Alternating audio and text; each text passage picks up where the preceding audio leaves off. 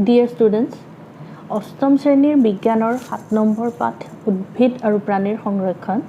আজি আমি এই উদ্ভিদ আৰু প্ৰাণীৰ সংৰক্ষণ পাঠটোৰ বিষয়ে আলোচনা কৰিম। উদ্ভিদ আৰু প্ৰাণীৰ সংৰক্ষণৰ বিষয়ে জনাৰ আগতে আমি জানি লওঁচোন আহা বনাঞ্চলনো কি? বনাঞ্চল কি আমি সকলোৱে জানো, নহয়নে? বনাঞ্চল হৈছে বিভিন্ন ধৰণৰ উদ্ভিদেৰে আগুৰি থকা এটা বৃহৎ এলেকা। বনাঞ্চলত কেৱল উদ্ভিদেই নহয়, বিভিন্ন ধৰণৰ প্ৰাণীও বাস কৰে। আহাচোন আমি এখন বনাঞ্চল চাই লওঁ। তোমালোকে নিশ্চয় দেখিছা, দুজন মানুহ এখন গাড়ী লৈ এখন বনাঞ্চলৰ ভিতৰলৈ সোমাই গৈ আছে। সেইখন বনাঞ্চলৰ গেট এখন দেখা পোৱা গ'ল, এটা ৰাস্তাৰে আহি আছে গাড়ীখন লৈ। দূৰত এইটো এটা গড়। এটা গড় পথাৰত চৰি থকা দেখা গৈছে। এইবোৰ বনাঞ্চলৰ ভিতৰৰে দৃশ্য। এইটো জলা বনাঞ্চলৰ ভিতৰৰে। লাহে লাহে সোমাই আহিছে ভিতৰলৈ বনাঞ্চলৰ। এটা বান্দৰ দেখা গৈছে।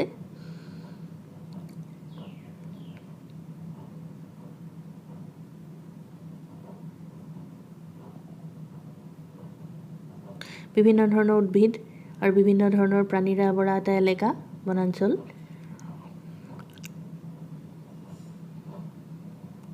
গছৰ ডালত এজনী চৰাই।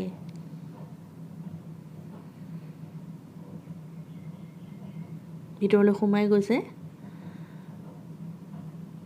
আৰু দেখা পাইছে চৰাই, বিভিন্ন প্ৰজাতিৰ চৰাই চৰি থকা দেখা পোৱা গৈছে। এজাক এজাক বনৰীয়া ম'হ।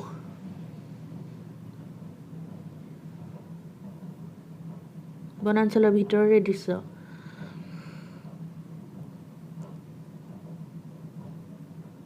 এটা হৰিণা পহু, ঘাঁহ খাই থকা অৱস্থাত এটা হৰিণা পহু। আমাৰ অসমৰ গৌৰৱ এশিঙীয়া গড়।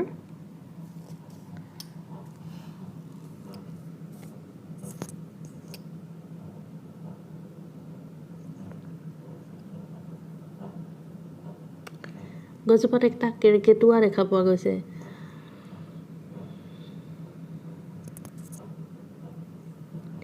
বৰ স্পষ্ট নহ'লেও এডাল সাপ, ডাঙৰ এডাল সাপ। গছৰ এটা ডালত সাপডাল আছে। এটা বিৰল প্ৰজাতিৰ চৰাই।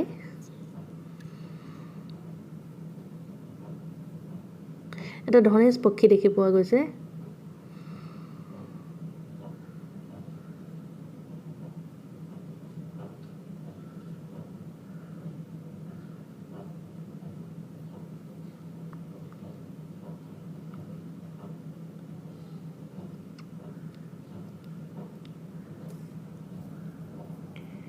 এশিঙীয়া গড়।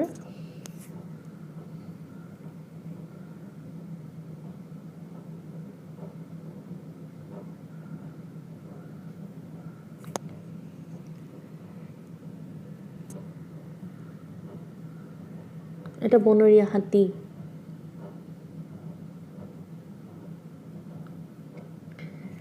এটা হৰিণা পহু চৰি আছে এখন পথাৰত।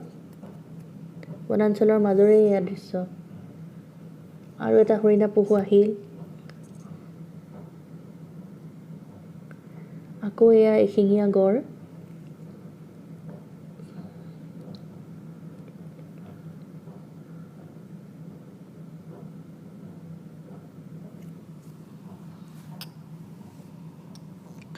দুজন মানুহে বনাঞ্চলৰ বিভিন্ন দৃশ্য উপভোগ কৰিছে, ফটো তুলিছে। নিশ্চয় আগত কিবা এটা জন্তু আছে যাৰ বাবে এই গাড়ীখন যাব পৰা নাই আগবাঢ়ি।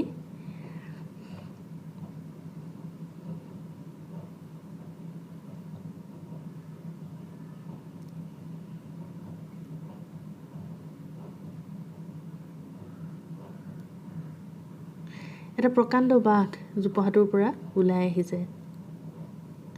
এয়াই হৈছে বনাঞ্চল, বিভিন্ন উদ্ভিদ আৰু বিভিন্ন প্ৰাণীৰে আগুৰা। এয়াই হৈছে বনাঞ্চল। দুজন ছিকিউৰিটি গাৰ্ড বনাঞ্চলৰ ভিতৰত, দুজন ছিকিউৰিটি গাৰ্ডক ঘূৰি ফুৰা দেখা গৈছে।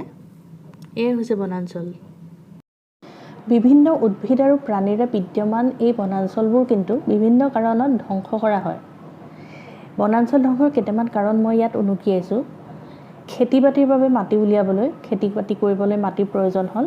গছ গছনি কাটি মাটিখিনি উলিয়াই খেতি বাতি কৰা হ'ল। ঘৰ বা কাৰখানা নিৰ্মাণৰ কাৰণে, ঘৰ বা কাৰখানা নিৰ্মাণৰ বাবে আমাক মাটিৰ প্ৰয়োজন। গছ গছনি কাটিয়ে সেই মাটি উলিওৱা হয়। ইন্ধন হিচাপে ব্যৱহাৰ কৰিবলৈ সদায় আমি গছ গছনি কাটি, কাঠ বাঁহ কাটি খৰি ব্যৱহাৰ কৰি আহিছোঁ। আচবাব পত্ৰ কাঠেৰে বনোৱা হয়, গতিকে গছজোপা কাটিয়েই সেই আচবাব পত্ৰ বনোৱা হয়। ইয়াৰ উপৰিও কিছুমান প্ৰাকৃতিক কাৰণ যেনে বনজুই, খৰাং ইত্যাদিৰ ফলতো বনাঞ্চল ধ্বংস হয়। কিন্তু বনাঞ্চল ধ্বংস আমাৰ কাৰণে এটা ডাঙৰ ভাবুকি। বনাঞ্চল ধ্বংসৰ পৰিণতিটো আমাৰ বাবে কিন্তু বিৰাট ভয়াৱহ। এতিয়া আমি চাই লওঁচোন বনাঞ্চল ধ্বংসইনো বায়ুমণ্ডল বা পৃথিৱীত কেনেকুৱা ধৰণৰ বিৰূপ প্ৰভাৱ পেলায়। বনাঞ্চল ধ্বংসৰ পৰিণতি 1 নম্বৰ, বিভিন্ন মূল্যৱান গছ গছনিৰ ধ্বংস হ'ব। আমি জানো যে আমাৰ বনাঞ্চলবিলাকত বিভিন্ন ধৰণৰ মূল্যৱান গছ গছনি আছে। এই সকলো গছ গছনি যদি বনাঞ্চল ধ্বংস হয়, এই গছ গছনিখিনিৰো কিন্তু ধ্বংস হ'ব। 2 নম্বৰ, বনৰীয়া জীৱ জন্তুৰ আশ্ৰয়স্থলৰ অভাৱ হ'ব। বনৰীয়া জীৱ জন্তু বনাঞ্চলতেই থাকে, গতিকে বনাঞ্চল ধ্বংসৰ লগে লগে এই বনৰীয়া জীৱ জন্তুখিনিৰ আশ্ৰয়স্থলৰ ধ্বংস হয় আৰু ফলত এই জীৱ জন্তুখিনিৰ মৃত্যুমুখত পৰাৰ সম্ভাৱনা আহি পৰে। 3 নম্বৰ, বায়ুমণ্ডলত অক্সিজেন আৰু কাৰ্বন ডাই অক্সাইডৰ ভাৰসাম্য নষ্ট হয়। আমি জানো যে গছে বা উদ্ভিদে সালোক সংশ্লেষণত নিজৰ আহাৰ নিজে প্ৰস্তুত কৰিবৰ বাবে কাৰ্বন ডাই অক্সাইড গেছ ব্যৱহাৰ কৰে। আৰু এই কাৰ্বন ডাই অক্সাইড গেছ গছে ক'ৰ পৰা পায়? আমি যি নিশাহত কাৰ্বন ডাই অক্সাইড গেছ এৰি দিওঁ, সেই কাৰ্বন ডাই অক্সাইডখিনিয়েই গছে ব্যৱহাৰ কৰি সালোক সংশ্লেষণত নিজৰ খাদ্য নিজে প্ৰস্তুত কৰে। আৰু সেই সালোক সংশ্লেষণত যি অক্সিজেন নিৰ্গত হয়, সেই অক্সিজেন আমি গ্ৰহণ কৰোঁ। আমি শ্বসনত, অৰ্থাৎ প্ৰাণীয়ে শ্বসনত সেই অক্সিজেন গ্ৰহণ কৰে। গতিকে যদি গছ কমি যায়, তেতিয়া কি হ'ব? আমি নিশাহত এৰি দিয়া কাৰ্বন ডাই অক্সাইড গেছ গ্ৰহণ কৰিবলৈ গছৰ পৰিমাণ যদি কমি যায়, তেতিয়া বায়ুমণ্ডলত কাৰ্বন ডাই অক্সাইডৰ পৰিমাণ বাঢ়ি যাব। অৰ্থাৎ কি হ'ব? বায়ুমণ্ডলত অক্সিজেন কমি যাব আৰু কাৰ্বন ডাই অক্সাইড বাঢ়ি যাব। ইয়াকে কোৱা হয় বায়ুমণ্ডলত অক্সিজেন আৰু কাৰ্বন ডাই অক্সাইডৰ ভাৰসাম্য নষ্ট হয়।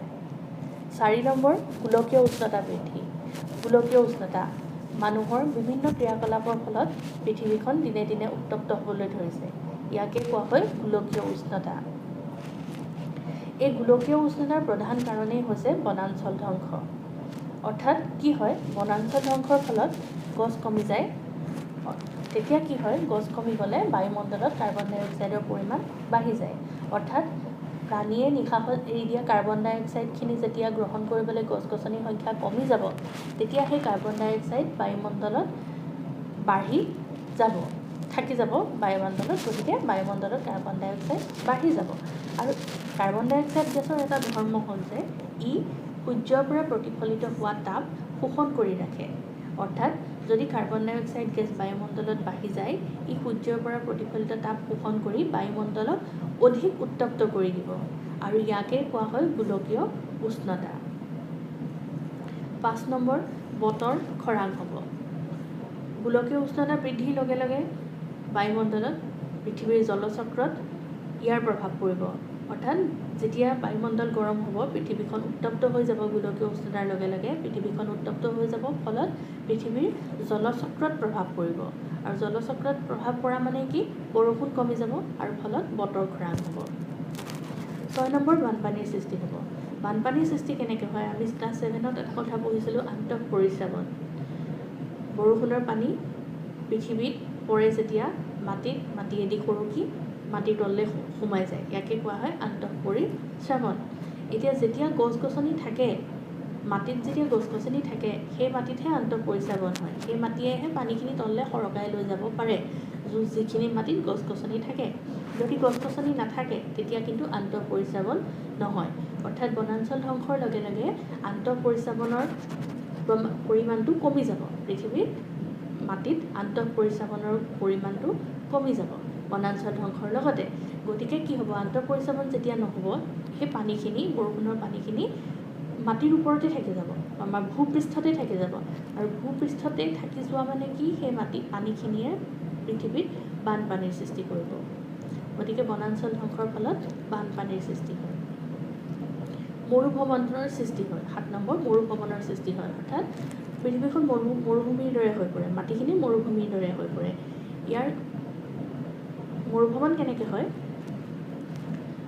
মাটিত যেতিয়া গছ গছনি নাথাকিব তেতিয়া মাটিখিনি গৰাখহনীয়াৰ সৃষ্টি হয় অৰ্থাৎ মাটিৰ ওপৰৰ তৰপটো খহি যায় বিভিন্ন প্ৰাকৃতিক ক্ৰিয়াকলাপৰ ফলত মাটিৰ ওপৰৰ তৰপটো খহি যায় কেতিয়া হয় যেতিয়া মাটিত গছ গছনি নাথাকে অৰ্থাৎ বনাঞ্চল ধ্বংসৰ লগে লগে গছ গছনিৰ পৰিমাণ কমি গ'লে কি হ'ব মাটিৰ ওপৰৰ তৰপটো লাহে লাহে খহি যাবলৈ আৰম্ভ কৰিব আৰু মাটিৰ প্ৰথম স্তৰটো ভূপৃষ্ঠৰ প্ৰথম স্তৰটো খহি যোৱা মানে কি তাৰ তলৰ যিখিনি ভূস্তৰ 2 নম্বৰ স্তৰটো পৃথিৱীৰ 2 নম্বৰ স্তৰটো ভূস্তৰৰ ওলাই পৰিব আৰু সেই মাটিখিনি হৈছে অনুৰ্বৰ সেই মাটিখিনি একেবাৰে সাৰুৱা নহয় গতিকে তাত হিউমাছ নাথাকে গতিকে সেই মাটিখিনি সাৰুৱা নহয় আৰু গতিকে বনাঞ্চল ধ্বংসৰ লগে লগে কি হয় পৃথিৱীত মৰুভৱনৰ সৃষ্টি হয় সেই যিখিনি অনুৰ্বৰ মাটি ওপৰলৈ উঠি যাব আৰু সেই মাটিখিনি খেতি বাতি ভাল নহয় গতিকে কি হয় মৰুভৱনৰ সৃষ্টি হয় গতিকে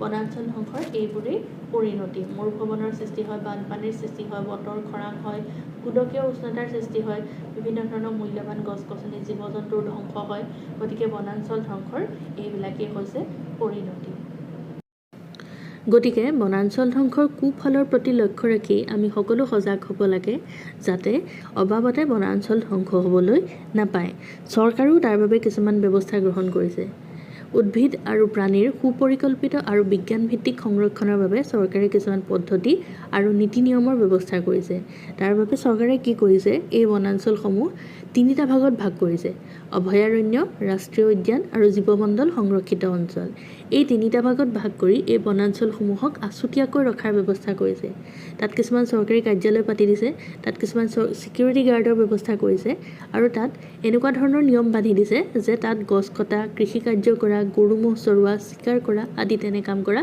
নিষিদ্ধ কিন্তু আমি বা জনসাধাৰণে সেই বনাঞ্চলসমূহৰ বিভিন্ন ধৰণৰ আপুৰুগীয়া জীৱ জন্তু বিভিন্ন ধৰণৰ আপুৰুগীয়া গছ গছনি বা তাৰ প্ৰাকৃতিক সৌন্দৰ্য উপভোগ কৰিবলৈ আমি সেই বনাঞ্চলসমূহলৈ যাব পাৰোঁ আমি কিছুমান নিৰ্দিষ্ট নীতি নিয়মৰ মাজেৰে সেই বনাঞ্চলসমূহ উপভোগ কৰিবলৈ যাব পাৰোঁ তাত কিছুমান নিৰ্দিষ্ট সময় আছে তাত কিছুমান নিৰ্দিষ্ট নিয়ম আছে সেই নিয়মৰ মাজেৰে আমি তালৈ গৈ সেই বনাঞ্চলসমূহৰ প্ৰাকৃতিক দৃশ্য বনাঞ্চলসমূহৰ আপুৰুগীয়া জীৱ জন্তু আদি চাবলৈ মনোৰঞ্জনৰ বাবে আমি তালৈ যাব পাৰোঁ গতিকে আজি এই পাঠটোৰ পৰা আমি কি শিকিলোঁ বনাঞ্চল কি বনাঞ্চল হৈছে উদ্ভিদ আৰু প্ৰাণীৰ আগুৰা এটা ডাঙৰ এলেকা বিভিন্ন কাৰণত বনাঞ্চল ধ্বংস হয় কিন্তু বনাঞ্চল ধ্বংসৰ পৰিণতি বিৰাটেই ভয়াৱহ এই কথাটোৰ ওপৰতে লক্ষ্য ৰাখি বনাঞ্চলসমূহক তিনিটা ভাগত ভাগ কৰা হৈছে অভয়াৰণ্য ৰাষ্ট্ৰীয় উদ্যান আৰু জীৱমণ্ডল সংৰক্ষিত অঞ্চল এই তিনিটা ভাগত ভাগ কৰি চৰকাৰে এই বনাঞ্চলসমূহ সংৰক্ষণ কৰাৰ ব্যৱস্থা গ্ৰহণ কৰিছে গতিকে আমি আজি এই কথাখিনিয়ে এই পাঠটোৰ পৰা শিকিলোঁ আমাৰ পিছৰ পৰ্যায়ত অভয়াৰণ্য ৰাষ্ট্ৰীয় উদ্যান আৰু জীৱমণ্ডল সংৰক্ষিত অঞ্চলৰ বিষয়ে আমি বহলাই আলোচনা কৰিম